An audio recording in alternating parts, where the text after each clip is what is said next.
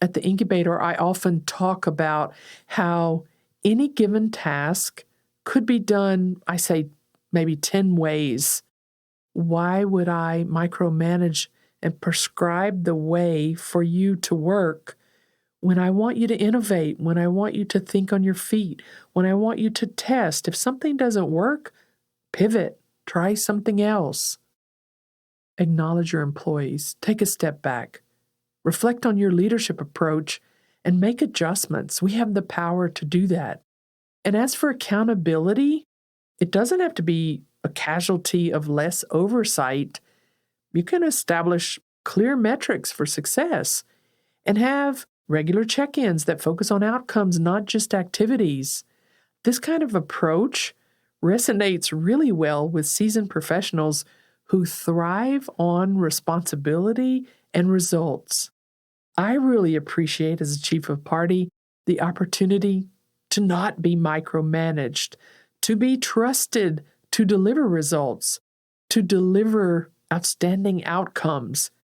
I want you to envision a future where your project is not just a success story of goals met, but it really is a beacon of how empowered leadership can transform teams and outcomes. That's the legacy we're here to build. As we wrap up, I challenge you to think about the trust that you place in your team. Think about it hard. I want you to encourage their independence, to celebrate their wins, and guide them through challenges. Don't direct them. This is how you can create a powerhouse of productivity, a house of innovation, and one of engagement. Remember that the path to extraordinary achievements is paved with trust, not control. Don't be a micromanager. Don't be known as a micromanager. In my opinion, that's the worst label any manager can wear. Your role as a chief of party is to unlock potential, not to constrain it. Embrace this mindset and watch as your team and your project soars. That's all for today's episode. I'm Dr. Donna Vincent Roa. Thanks for joining me. Have a great week. Thank you for tuning in to Chief of Party to Chief of Party, Success in Your First 90 Days, your go-to source for insightful, actionable guidance that can shape the success of your project. Let's continue to drive change and create impact, one USAID-funded project at a time.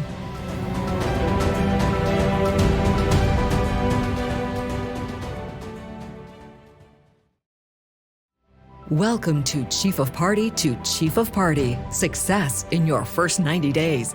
As you navigate the USAID landscape for the first time or seek to sharpen your skills, we're here to provide the guidance you need to address the unique challenges of this role. Host Donna Vincent Roa, an experienced Chief of Party, will inform and inspire your journey.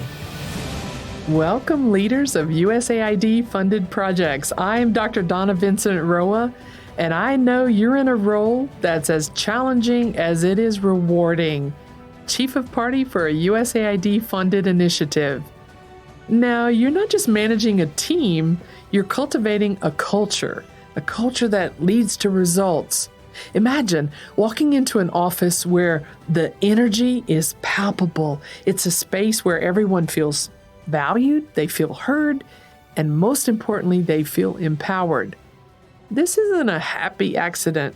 It's the result of intentional design, a culture crafted to unlock potential and achieve excellence. Let's dive into this topic.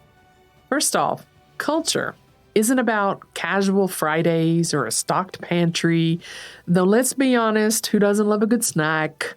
No, it's about the heartbeat of your team. It's the values, the beliefs, the behaviors. Those are the things that shape how your team operates. And as the leader, guess what? You're the Chief Culture Officer. Yep, you. So where do you start? First, it begins with trust. You've got a group of bright, dedicated professionals. Trust them. Empower them. Let them know that their ideas aren't just welcome, they're needed.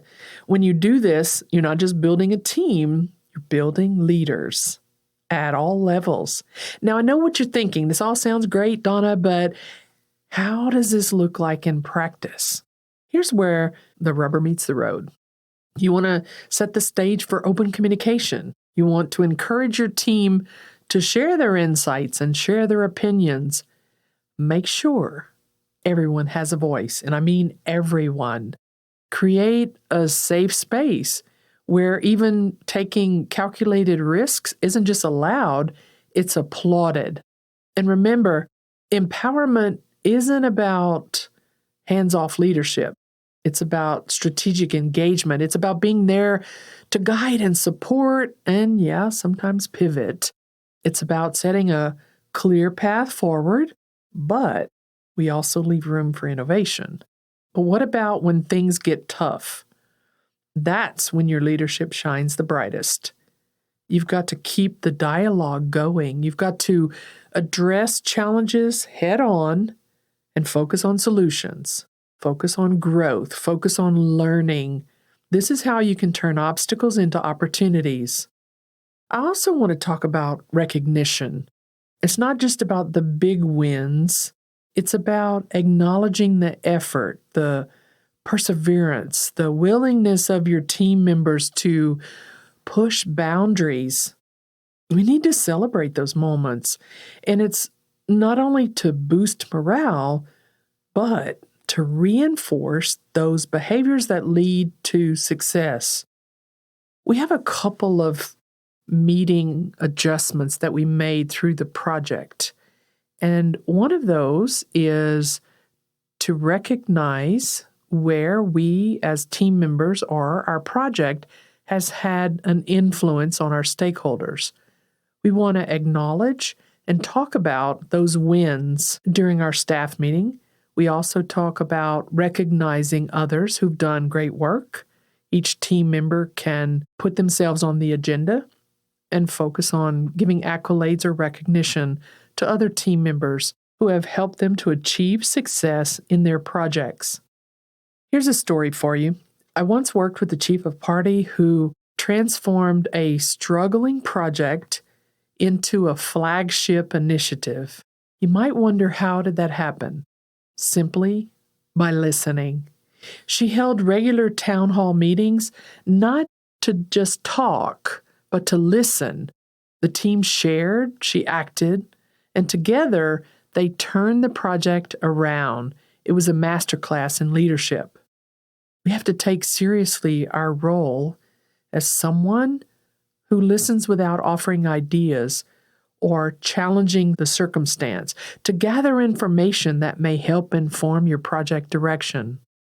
As you navigate the complexities of international development and humanitarian assistance, keep in mind